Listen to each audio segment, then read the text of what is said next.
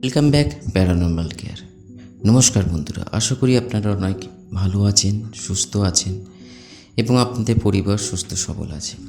অনেক গরমের পর দুদিন ধরে বৃষ্টি হওয়াতে একটু স্বাচ্ছন্দ্য বোধ করছি আমরা প্রত্যেকেই।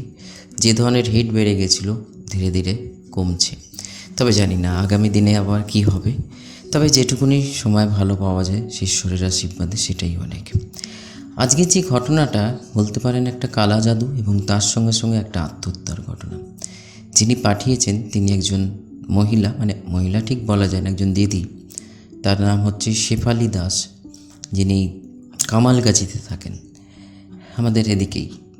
তো তার ঘটনাটা যখন আমি শুনি ফোনেতে, অদ্ভুত লাগে। এই কারণে অদ্ভুত লাগে, ঘটনাটা অদ্ভুত নয়, যে মানুষ আজকের দিনেও মানুষের প্রতি হিংসা, সম্পত্তির জন্যে বিভিন্ন রকম, তখন পুরোটা আমি বলবো না কারণ ইন্টারেস্ট নষ্ট হয়ে যাবে, কিন্তু আমাদের সমাজে এখনো পর্যন্ত অনেক কিছু ভুলভ্রান্তি, কুসংস্কার, ভুল চিন্তা, যেটা ভালোবাসার মাধ্যমে যদি আমরা থাকতে পারি একে অপরের সঙ্গে, তাহলে অনেক সমস্যার সমাধান আমরা মিলেমিশে করতে পারবো। তো চলুন আজকের ঘটনায় যাওয়া যাক।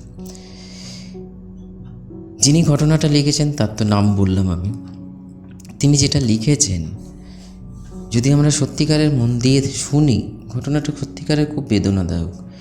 কারণ সেটা আপনারা এখন কিছু বলছি না, আগে গেলেই বুঝতে পারবেন। খুব ছোট ঘটনা, কিন্তু খুব শিক্ষামূলক এবং দুঃখজনক ঘটনা।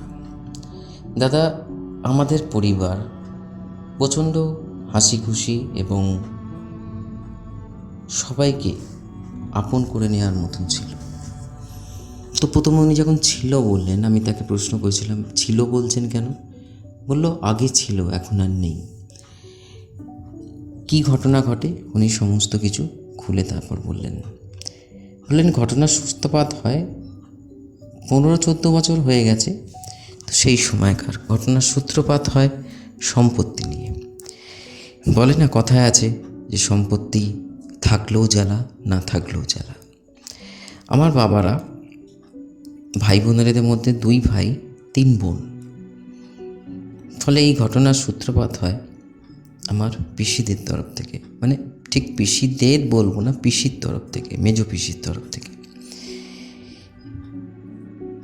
আমি তখন ওনাকে বললাম যে আপনি ঘটনাটা সম্পূর্ণরূপে বলুন, তাহলে আমারও বুঝতে সুবিধা হবে এবং আমার যদি মনে হয় এটা উপযুক্ত চ্যানেলে শেয়ার করার জন্য নিশ্চয়ই শেয়ার করব। তখন উনি বিস্তারিত রূপে আমাকে তার ঘটনা শেয়ার করলেন। ঘটনাটা হচ্ছে এরকম যে ওনাদের ফ্যামিলিতে উনি, ওনার বড় দিদি, মা আর বাবা, আর তার জেঠু আলাদা, সব আলাদা আলাদা, কিন্তু একটা বিষয় সম্পত্তি অন্য জায়গায়, যেটা উনি উল্লেখ করেননি। একটা বড় জমি জমা এবং পৈতৃক বাড়ি থাকার জন্যে সম্পত্তিটা ভাগাভাগি হওয়ার প্রস্তাব আসে এবং বড় জেঠু এটার উদ্যোগ নেয় যে সময় তো আস্তে আস্তে এগোচ্ছে, তো সেই অনুযায়ী কার কখন কী হয়ে যায়, তাহলে যেটা আছে 5 জনের মধ্যে ভাগাভাগি হয়ে গেলে ভালো হয়। তো সেখানে সবার মধ্যে মেজো পিসি একটা বাধা দেয় যে ওনার নাকি অংশটা একটু বেশি দরকার, যেহেতু উনি একটা ভাড়া বাড়িতে বসবাস করেন। ফলে ওনার মাথা গোঁজার ঠাঁই সেরকম না থাকাতে ভবিষ্যতে যদি কোনো অসুবিধা হয়, তো একটা তাকে এক্সট্রা কিছুটা পার্ট সবাই থেকে নিয়ে যদি দেওয়া হয় তাহলে সুবিধা হয়। কিন্তু যখন সম্পত্তির ভাগ অন্যান্য যারা আছে তারা অমত জানায় এবং এই ঘটনাটার জন্ম হয়। তিনি মুখ বুজে তখন সহ্য করে নেন, কোনো কথা বলেন না। তো আদার্স যারা আমার বাবা, জেঠু এবং আরও 2 পিসি এটাই মেনে নেয় যে তিনি রাজি হয়ে গেছেন, শৈশবোধ হয়ে যায় এবং যে যারা প্রাপ্ত জিনিস তারা সবাই পেয়ে যায়। এবং বলে রাখি, আমাদের কাছাকাছিতে যে বাড়িটা, এটা আমার বাবার নিজের চাকরি জীবনে তৈরি করা, তখনকার সময় 14-15 বছর আগেকার কথা বলছি। তো ঘটনার সূত্রপাত হয় মেজো পিসির কাছ থেকে, যেটা আমরা পরে জানতে পারি। একদিন এরকম হলো, হঠাৎ করে বাড়ির মধ্যে কিছু অলৌকিক জিনিসপত্র আমরা দেখতে পেলাম। রাত্রিবেলা কোনো চলাফেরা করা, জলের কল খুলে রাখা, বাথরুমে কল খুলে রাখা। হঠাৎ করে রাত্রিবেলা যদি উঠতাম তাহলে মনে হতো কেউ যেন পিছু নিয়েছে। এবং তার সঙ্গে সঙ্গে মায়ের শরীর খারাপ, বাবার শরীর খারাপ, আমার বড় দিদির শরীর খারাপ, যেখানে কোনো কারণই নেই। শরীর খারাপ হওয়ারও তো একটা কারণ থাকতে হবে না, যে ধরনের শরীর খারাপগুলো তখন হচ্ছিল। এবং আমারও নিজেরও তখন অনেক রকম শরীর খারাপের ঘটনা ঘটে। কিন্তু যেটা দেখা যায় ধীরে ধীরে শরীর খারাপগুলো থেকেও বড় জিনিস হচ্ছে অ্যাক্সিডেন্ট বেশি হয়। পাশ থেকে পড়ে যাওয়া, তারপরে হঠাৎ করে সিঁড়ি দিয়ে নামতে গিয়ে পড়ে যাওয়া, এমনভাবে পড়ে যাওয়া বেশ অনেক দিন বিছনায় থাকতে হয় এবং পয়সা কড়ি অনেক খরচা হয়। তো এই অবস্থায় যেটা মেন আমাদের ঘটনার সূত্রপাত হয় সেটা হচ্ছে আমার বড় দিদি। তাকে মধ্যে আমূল পরিবর্তন দেখা যায়। যে দিদি কোনো দিন চেঁচিয়ে কথা বলে না, অলওয়েজ আমিও অনেক দাদা চেঁচিয়ে কথা বলি, আমি খুব সত্য মিথ্যে মিথ্যে এরকম টাইপের মানুষ। কিন্তু মন থেকে দেখেছি যে সাত চরে রা কাটে না, যখন যে যেটা বলে সেটাই করে। সে ধীরে ধীরে তার বিহেভিয়ারের পরিবর্তন আরম্ভ হলো। সে রাত জেগে বসে থাকতো। আমি ঘটনাটাকে শর্ট করে আপনাকে বলছি, ফলে একটু মনে হবে যে কোনো জায়গায় মাঝখানে স্কিপ করছি, তা নয়। ঘটনাটাকে আমি সারসংক্ষেপে আপনার সঙ্গে শেয়ার করছি। তো উনি যেরকমভাবে শেয়ার করছেন আমিও আপনাদের সঙ্গে ঠিক সেরকমভাবেই শেয়ার করছি। রাত্রিবেলা হঠাৎ করে চলাফেরা করা, বিনা কারণে চুপচাপ বসে থাকা, অন্ধকার বেশি পছন্দ করা, এবং দিদির মধ্যে ধীরে ধীরে যেটা দেখা গেল ডিপ্রেশন, অযথা। এবং তার সঙ্গে সঙ্গে আর একটা জিনিস, কিছুদিন এই ঘটনাটা প্রত্যেক দিন নিত্য নতুন কিছু না কিছু ঘটত। আমরা এটাই ভেবেছিলাম দিদির হয়তো কোনো মানসিক রোগে পরিণত হচ্ছে বা মেন্টাল কোনো ডিসব্যালেন্স হচ্ছে। তো যথারীতি আমরা, যেহেতু বাড়িতে সেই সময় রোগ অসুখ অ্যাক্সিডেন্ট লেগেই থাকছিল, তো তখন দেখুন কেউ তো পড়ে গেলে রাস্তায় বা কোনো রোগ অসুখ হলে কেউ তো চিন্তা করবে না যে কেউ তাদের জন্য কোনো কিছু ক্ষতি করার চেষ্টা করছে। এটা স্বাভাবিক আমাদের মস্তিষ্ক, আমাদের চিন্তাধারা যে শরীর খারাপ হয়েছে, পড়ে গেছি, হতেই পারে, অন্যমনস্ক ছিলাম, ফলে ডাক্তার আছে, বদ্যি আছে, চিকিৎসা করে ঠিক হয়ে যাব।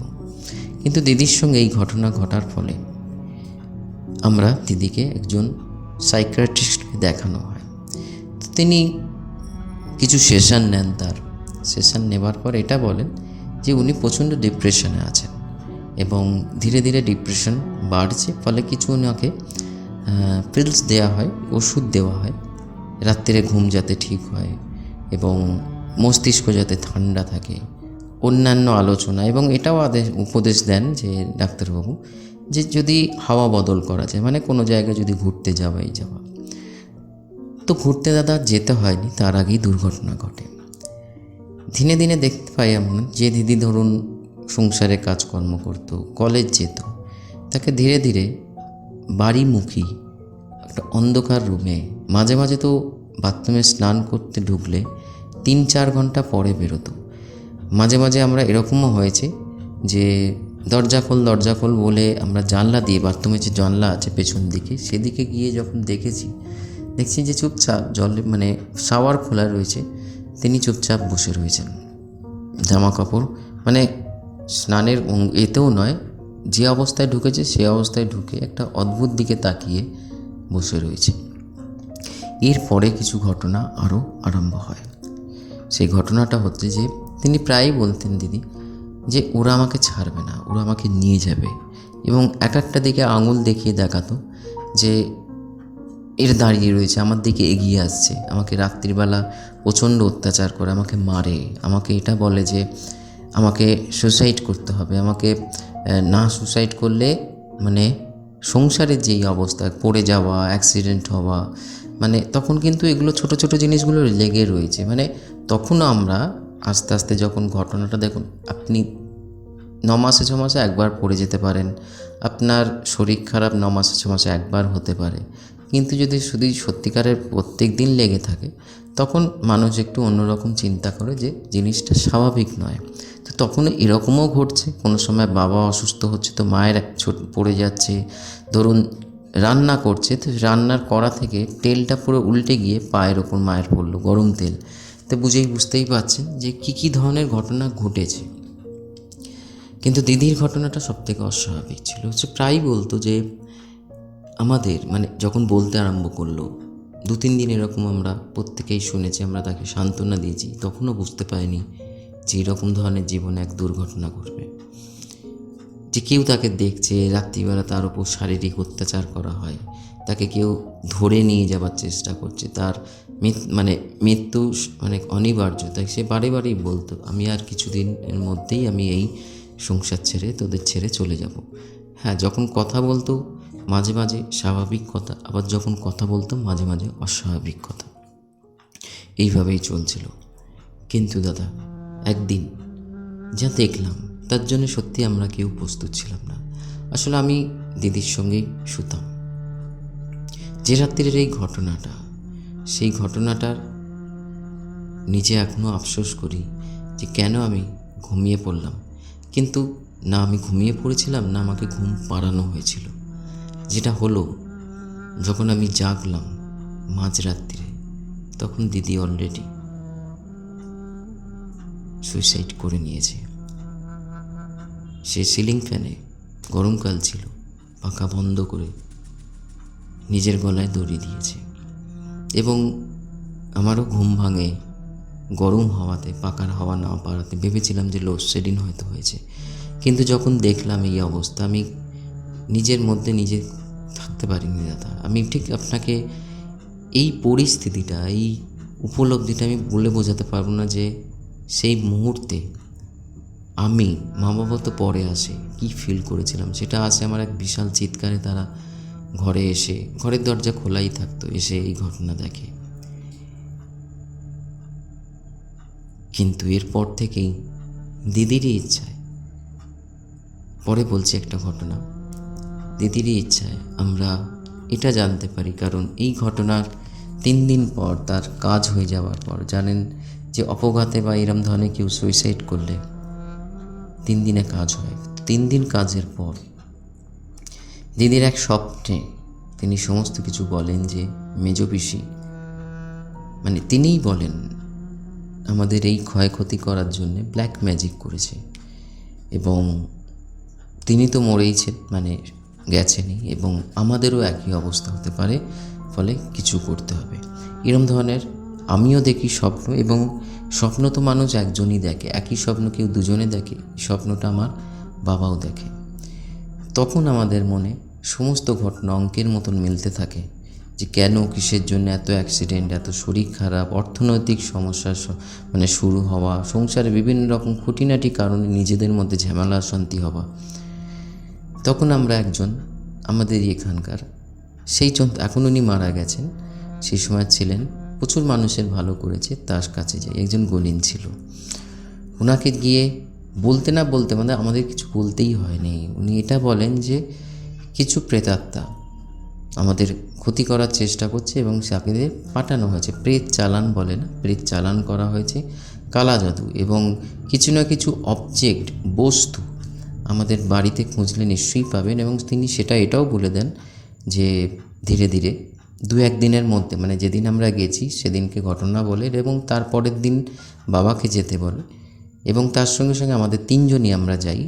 এবং তখন উনি বলেন যে ঘরের, মানে আমাদের পুরো বাড়িটা কোথায় সেই তন্ত্রমন্ত্র করা জিনিসটা রাখা আছে। সেটা রাখা ছিল দাদা আমারই ঘরে, যে ঘরে দিদি সুসাইড করে আমরা দুজনে শুয়েছিলাম, সেই ঘরের আলমারির পেছন দিকে, যেখানে কোনোদিনই পরিষ্কার হওয়ার কোনো সম্ভাবনাই নেই। কারণ আমার যে ঘরে থাকতাম ঝাঁটপোট পড়তো, কিন্তু কেউ তার প্রতিদিন আলমারি সরিয়ে পরিষ্কার করবে না। খুঁজে পাওয়া হয়, এবং একটা কাগজে মোড়া কিছু, বলতে পারেন সিঁদুর, একটা লেবু, আর একটা ছোটো টাইপের পুতুল টাইপের, একটাই পুতুল ছিল, কিন্তু দেখতে অস্বাভাবিক ছিল। তো তারপর থেকে তিনি এই জিনিসটাকে কাটান, এবং নামও উল্লেখ করেন মেজ পিসির কথা, যে তিনি এই যে উনি সমস্ত ঘটনাটা আমাদের বলেন আমাদের কিছু বলতে হয়নি। যেই জমি জমা বা ইত্যাদি সম্পত্তি ভাগে তিনি অসন্তুষ্ট হওয়াতে তিনি এটা চেষ্টা করেছিলেন যে এই সমস্ত জিনিস করে তার প্রতিশোধ নেওয়ার, এবং তিনি নিয়েওছেন। যেহেতু আজকে আমাদের সমস্ত কিছু থেকেও আমি আমার দিদিকে বা মা বাবা তার একজন সন্তানকে আমরা হারাই, সামান্য সম্পত্তি যদি তখনই বলা হতো যে সে সন্তুষ্ট নয়, সে এটা চায় না, তাকে এক্সট্রা কিছু দিতে হবে, তা আশা করি কোনো না কোনো মীমাংসা হতো। তো তারপর থেকে জিনিসপত্র কমে, তিনি আমাদের প্রত্যেকে একটা তাবিজ দেন এবং কিছু জল পোড়া করে দেয় বাড়িতে, একটা পরের দিকে পুজো আচ্ছা হয় এবং ধীরে ধীরে সমস্ত রকম প্রবলেম সলভ হয়। কিন্তু দাদা, উনি এটাও বলেন যেহেতু দিদি সুইসাইড করেছেন, তার আত্মা চট করে মুক্তি পাবেন না। আজকে 2024 দাঁড়িয়েও বলছি, আজ আমি যে পরিস্থিতিতে আছি, আমি নিজে একটা জব করি, ভালো পরিস্থিতি, অর্থনৈতিক কোনো সমস্যা নেই, কিন্তু আজও রাত্রিরে মাঝে মাঝে আমি দিদিকে ঘরের মধ্যে অনুভব করি। মাঝে মাঝে কিছু স্বপ্নের মধ্যে এটাও দেখতে পাই যে সে প্রচণ্ড তৃষ্ণার্ত, ক্ষুধার্ত, তাকে কিছু খেতে দিতে বলা হচ্ছে। এবং এই ঘটনা শুধু আজকে নয়, বিগত 14 বছর 15 বছর ধরেই চলে আসছে। মাঝে মাঝে দিয়েওছি, মাঝে মাঝে ভয়তে দিইনি, কিন্তু এটা অনুভব করি আমরা তিনজনই, দিদি আমাদের এই পরিবেশ ছেড়ে, আমাদের ছেড়ে এখনও মুক্তি পাননি। এই আশেপাশেই আমাদের ঘোরাফেরা করছে, কিন্তু হ্যাঁ, কোনো ক্ষয়ক্ষতি হয়নি। মাঝে মাঝেই কিছু স্বপ্নেও দেখতে পাই এবং সেখানে কিছু বলে, প্রচণ্ড কষ্টে আছে সেটা বলে। এবং এই ঘটনা নিয়ে তিনি যখন বেঁচে ছিলেন তার কাছেও গেছি, তিনি একটাই বলছেন যে সময়ের ওপর ঈশ্বরের কাছে প্রার্থনা করা এবং কিছু যজ্ঞাদি ইত্যাদি আছে যেটা করলে আত্মা কিছুটা রিলিফ পাবে, মানে দিদির আত্মা। কিন্তু সেটা কতটা রিলিফ পাবে সেটা তিনি সঠিকভাবে বলতে না পারাতে আমরা সেই পথে আর এগোইনি। তো এটাই ছিল দাদা আমাদের ঘটনা। ভালো লাগলে শেয়ার করুন। সত্যি আজও মানুষ সম্পত্তির লোভে হোক, চাহিদার জন্যে হোক, যে রিভেঞ্জ নেবার পথ, মানে কী বলে, ন্যায়, সেটা সত্যি খুব মর্মান্তিক এবং ভয়ানক। দেখুন, এখানে এন্ডে আমি আপনাদের সঙ্গে একটাই কথা শেয়ার করতে চাই, কালা জাদু বিদ্যাটা খারাপ না, কালা জাদু দিয়ে অনেকের ভালো করা যায়, কিন্তু ব্ল্যাক ম্যাজিক দিয়ে যে আজকের দিনে এই যে মানুষের ক্ষয়ক্ষতি করে, বিপদ ডেকে আনে, তারাও কিন্তু একটা সামান্য, এই যে ঘটনাটা আমরা শুনলাম, একটা জমি জমার জন্য এই পরিস্থিতি, একটা সম্পত্তির জন্যে তারা কি আলটিমেট কেউ কারোর ক্ষতি করে নিজের ভালো বা ভালো সময় ভোগ করতে পারে? হয়তো তার কিছুটা সময় ভালো যাচ্ছে, কিন্তু অ্যাট দ্য এন্ড প্রকৃতিকে যা আমরা দিচ্ছি, প্রকৃতি সেইটাকেও রিটার্ন করবে। যাই হোক, ঘটনাটা ভালো লাগলে একটা লাইক করবেন, শেয়ার করবেন, চ্যানেলটা সাবস্ক্রাইব করুন, ছোট ভাই হিসাবে হাত ধরুন যাতে, কারণ এই চ্যানেলে শুধু ঘটনা নয়, আমার অভিজ্ঞতা আমি শেয়ার করছি। ভালো থাকুন, সুস্থ থাকুন, ঈশ্বরের সান্নিধ্যে থাকুন, ভালো কর্ম করে এগিয়ে যান। নমস্কার।